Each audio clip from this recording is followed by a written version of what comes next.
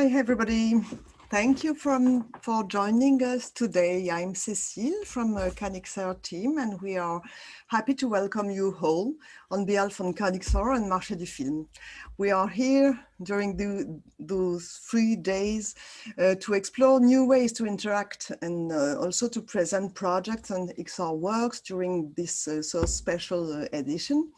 During this panel, you will be able to ask questions to Netzer using the Q&A box you will find in your Zoom session in the menu bar. So now let's give the floor to Netzer and to talk about spatial sound and adopting a new mindset. Please, Nir, it's up to you. Hello, everyone. Thank you so much. And it's such a pleasure being here. Just a little bit of overview of what we're going to talk about today. So today we're going to do a little bit of an introduction about spatial sound, sound for VR, 3D sound, ambisonic sound, quad binaural sound. There's a lot of names to this growing medium. We'll talk about why is it important, how we're doing it, how we're practically creating it.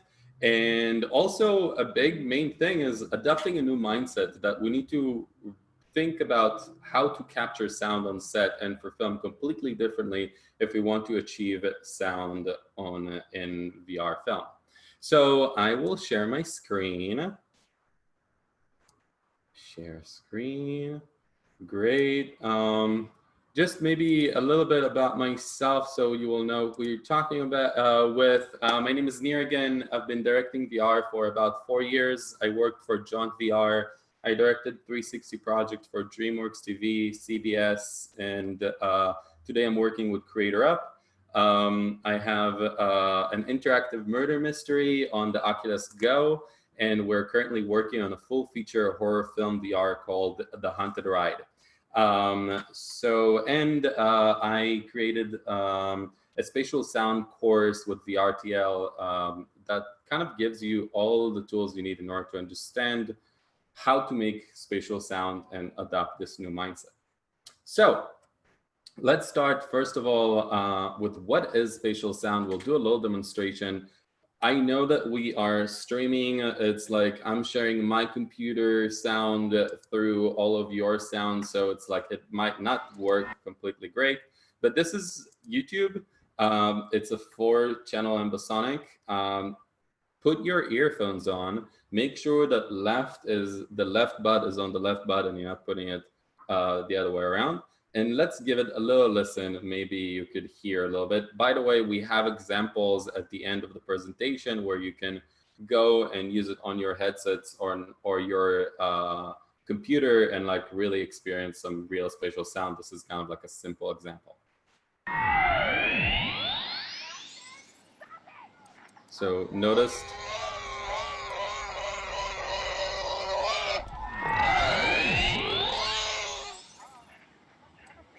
I don't know if it works for everyone, but like try to notice how the noise is going from the left to the right. Let's pay attention to the pig.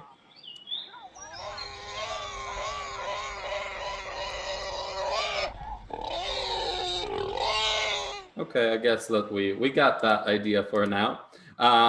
So obviously it wasn't the most impressive one, but you got the idea. And when we're talking about spatial sound, one important thing that we need to remember, if in video we are looking forward, and so basically the headset is giving us whatever we're looking at.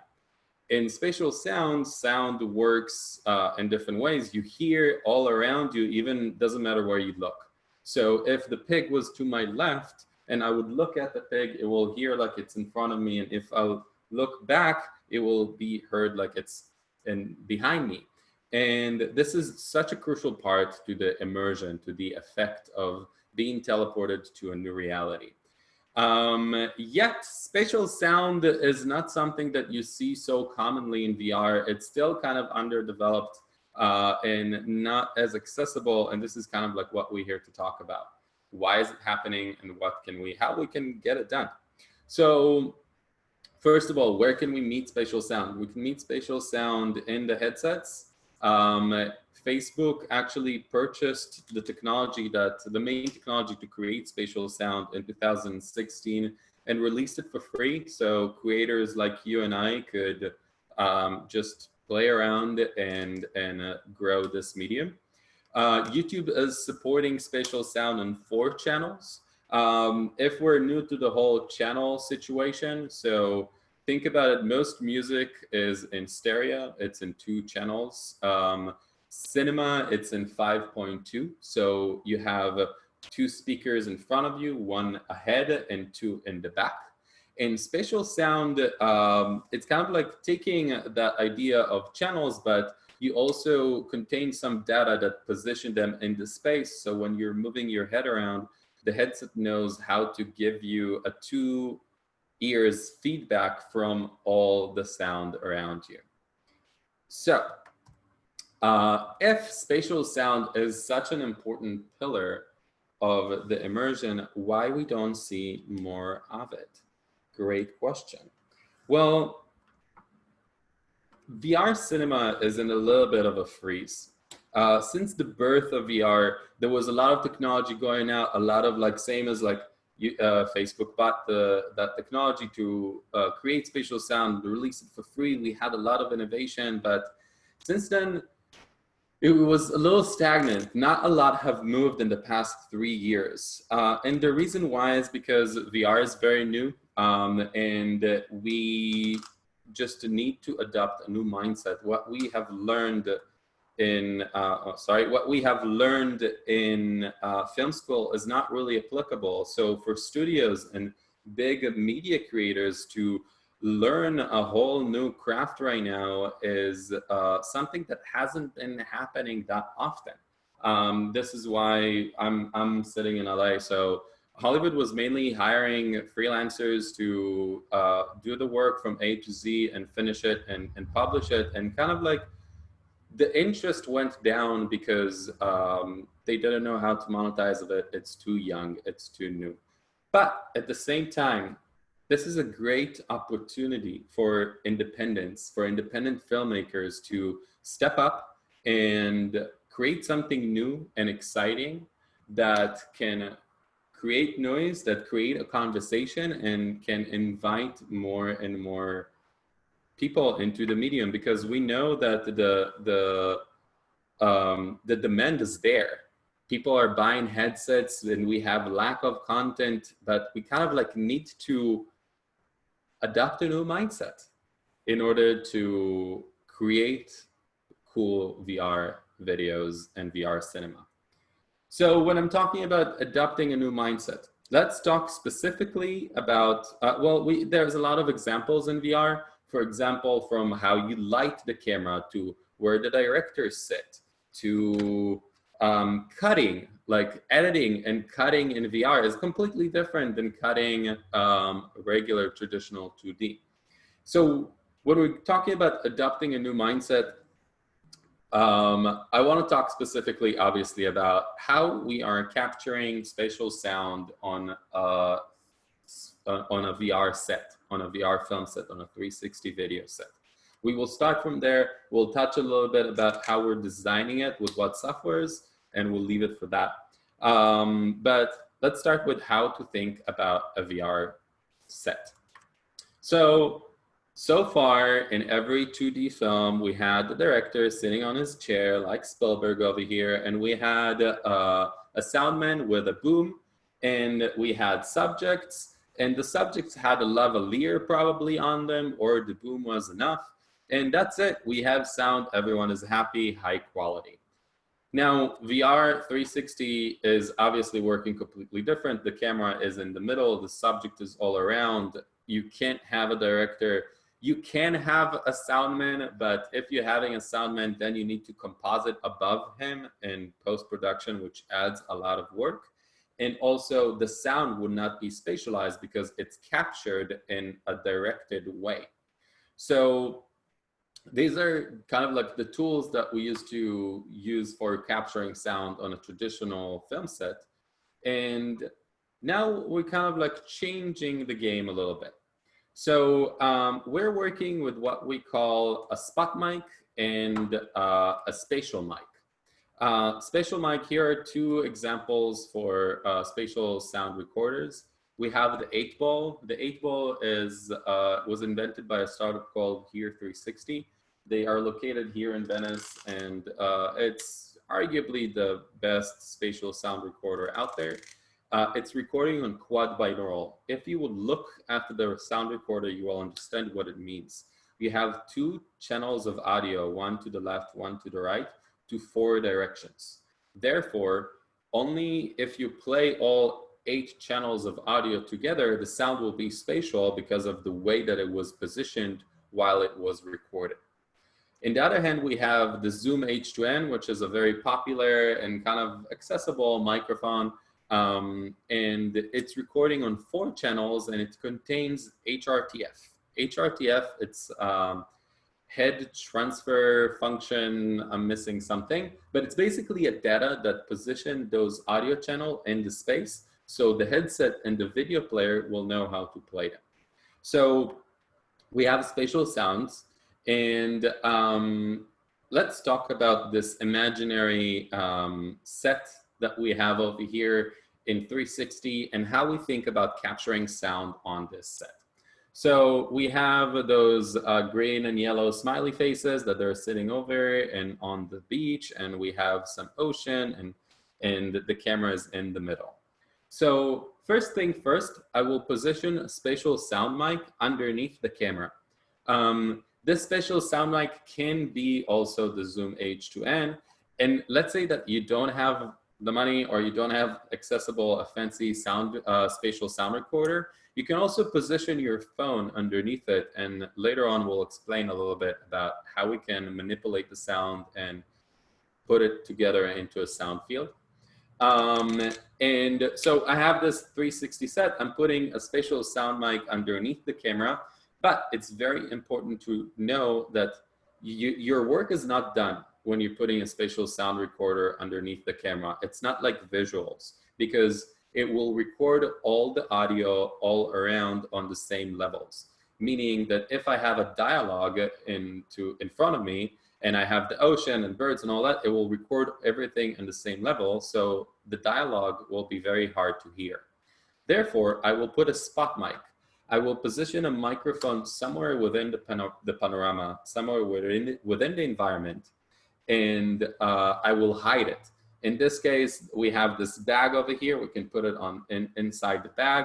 We're kind of like hiding the microphones within the set. It's kind of funny, but later in post-production, I will take that audio that came from the Zoom H2N mic, and I will position it inside the video in space of where it was positioned. And it's a very, very clean and easy way to create spatial sound in a sound field, because let's say that we have this guy, the blue smiley at the bottom.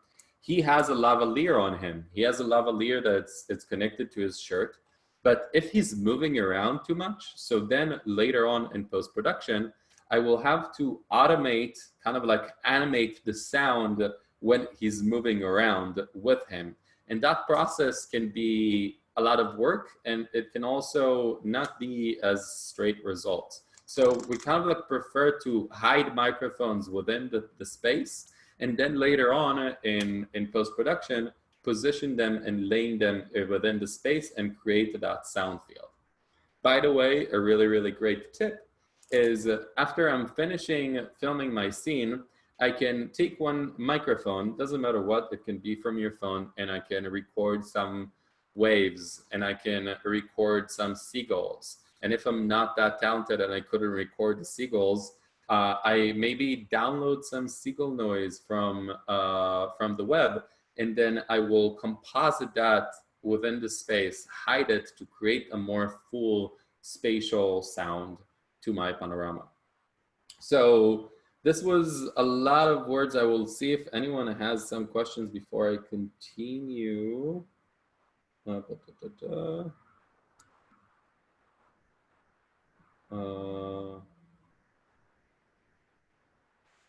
No, it seems like we're okay. So I will continue. Oh, sorry. Okay, let's talk about how to edit 3D. how to edit 3D audio, how to edit spatial sound, because this is the major like hurdle that you need to pass and go through. So when we're talking about editing spatial sound, one main aspect, which I think it's the most difficult to people. Oh, we have a question. What? There will be a time at the end to ask questions. So talking about editing spatial sound. So a big concept that I feel like a lot of this is where I see most of the problems with students, is understanding that we cannot really do spatial sound within Premiere. Yes, it is supporting spatial sound. And yes, like there are some plugins that you can install, like the Facebook 360 workstation, that will talk with Premiere, that you can do that. You can, but it's kind of like trying to take a scooter and go on the highway. It's not straightforward, and it will be buggy, and it's just like you don't have the right tools in order to create the work right. So I think the biggest thing is for video editors to understand that you need to like put the video editing world and hat down and adopt a more of a sound engineer attitude. Therefore, we're working with Reaper and Pro Tools. Spatial Facebook 360 workstation is also supported in Nuendo, but Pro Tools and Reaper are the main applications to do that. For those of you who don't know much about sound engineering and music production, so Pro Tools, it's the same company as Avid. It's kind of expensive to get in, but it's like kind of like been for years the standard professional software to work with. Although Reaper is available for free. They will ask you after evaluation for $60, but you don't have to. You can continue the evaluation, but they're doing really, really great job, so we will support them. But you can download Reaper for free and experiment and achieve the work. And again, there are two main plugins. There's the Facebook 360 workstation, which is available for free, and you can download it and start creating sound. And you have the Here 360. Here 360 is the same company that did that created the 8-ball microphone. And if you will email them, they will send you like a good price for those plugins. But if you're buying their microphone, you get it for free. And also, if you're getting the spatial sound course from the RTL, you will get those for free as well. What's the difference? Facebook 360 workstation is very, very easy to use. But if you're a sound engineer, you might find Here 360 a bit more easy to understand or to like familiar workflow. But yeah, I think that this is the main kind of like idea that people need to get over, is that we need to kind of like, as you are mixing, you finish your movie and then you're mixing it and then you're sounding it, you're sending it for mix, for professional sound. Creating spatial sound is a little bit like that. We need to adopt a new skill set, a new set of tools in order to achieve spatial sound. And then you can upload it to YouTube, Facebook, and to your headsets and achieve a really, really great immersion. If you would like to dive deep into how to do spatial sound professionally, how to tons of examples and mindsets and everything, we build a very, very detailed course which you can find through that QR code or in the RTL courses, and become a professional in the space. So kind of like, just to summarize, I think that the situation where VR market is right now is a great opportunity, because the studios are not quite there. They've been a little bit in 2016, 17, but you know, it's not big enough, and it's a little too buggy, and it's a little too new.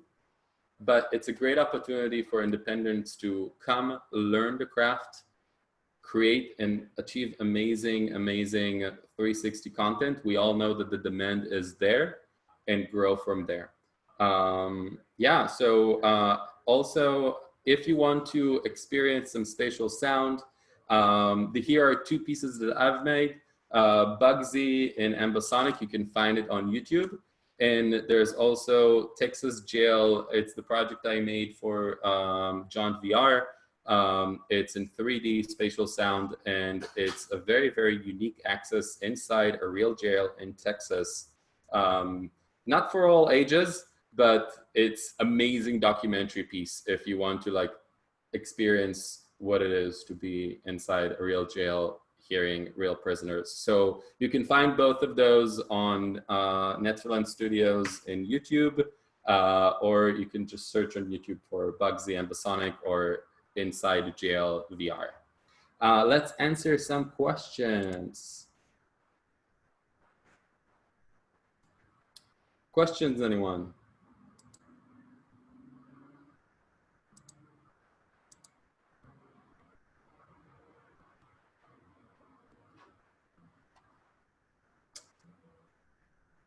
No questions?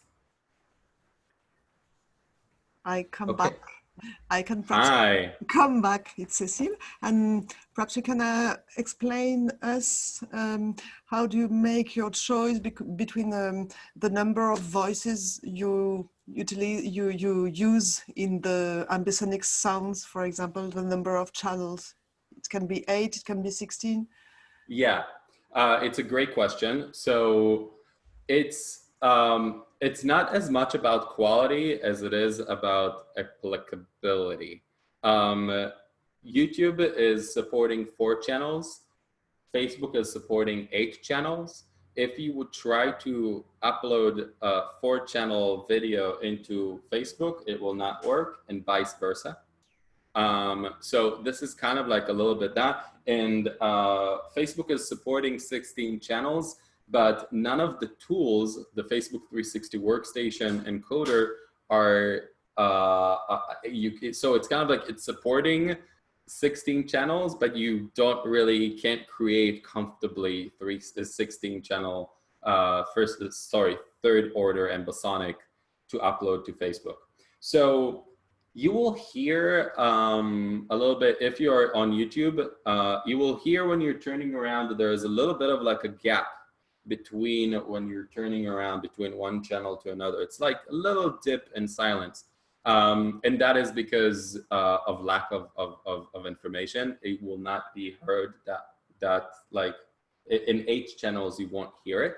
But at the same time, 8 channels is much less directional. Like if someone is shooting at you from over there and you want people to like turn around, so 4 channels is a little better for that. And something that you mentioned, so about when you're recording spatial sound, so it's good to have a microphone underneath the camera, and then about 2 or 3 in places where action is happening. But that's it, because if you have a lot of recordings, then you will start hearing echoing and syncing, and that will create a problem. I see a question. What's your thoughts on soundtrack recorded and mixed for 360 contract? When you're talking about soundtrack, do you mean music or like soundtrack for movies? I need a little bit of clarification for that. Perhaps I can Guido Colville to talk and answer directly. Mm-hmm. I ask him to unmute if you want to give more details about your question. No, it doesn't. Oh, sure. Yeah. Hi, Nir. Hi, Guido.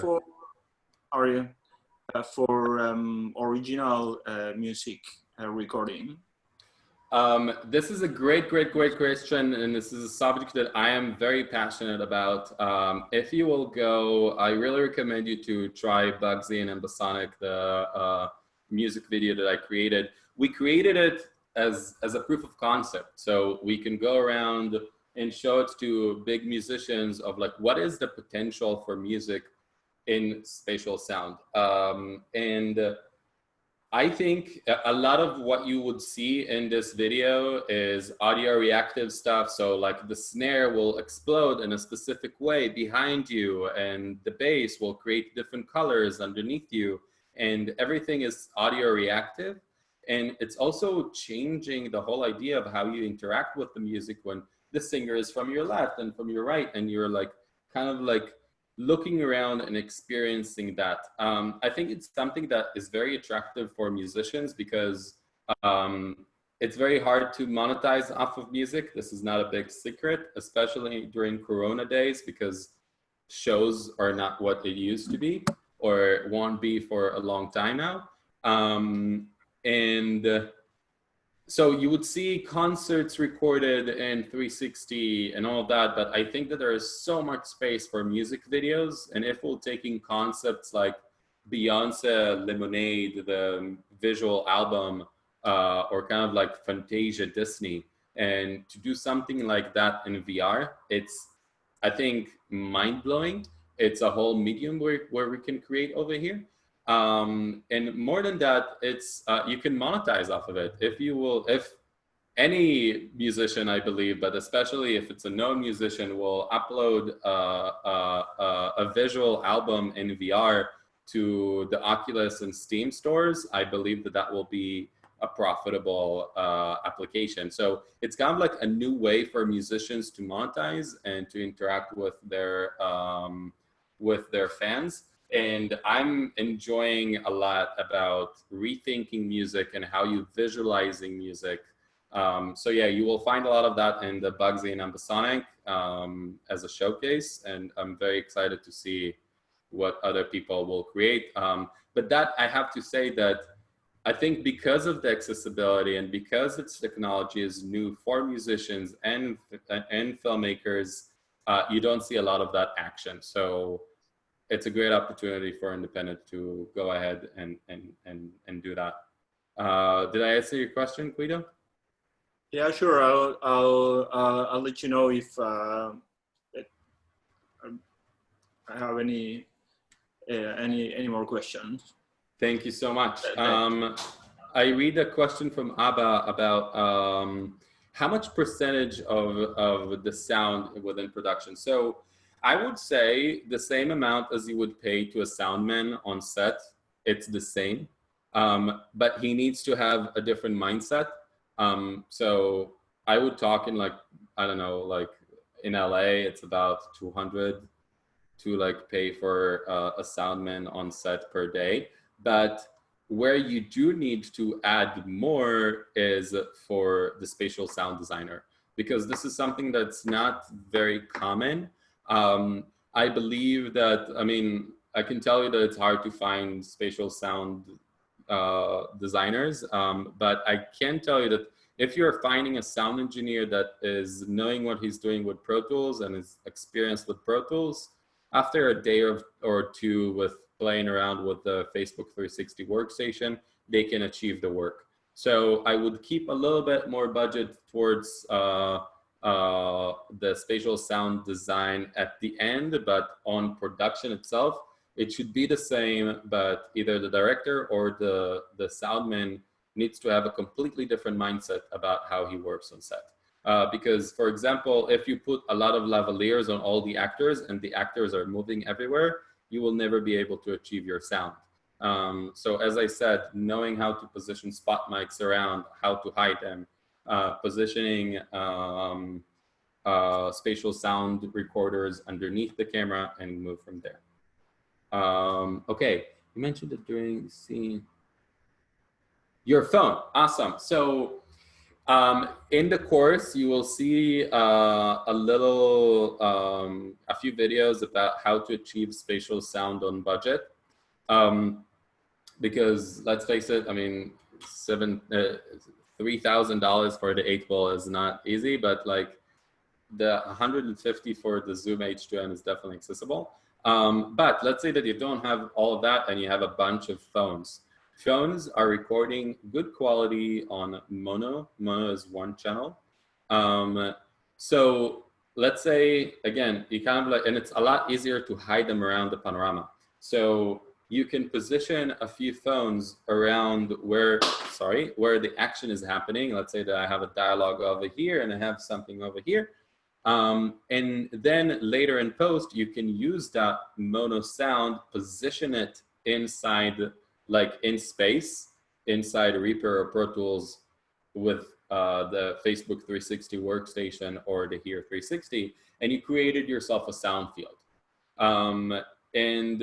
Yeah, I gotta say that I got away with a lot of like on budget sound field that sounded amazing, and they've been recorded with like 3 phones in a good sound recorder. So it's definitely an option, and for an independent or if you're on the fly and you want to achieve something quick, greatly possible. Any other questions?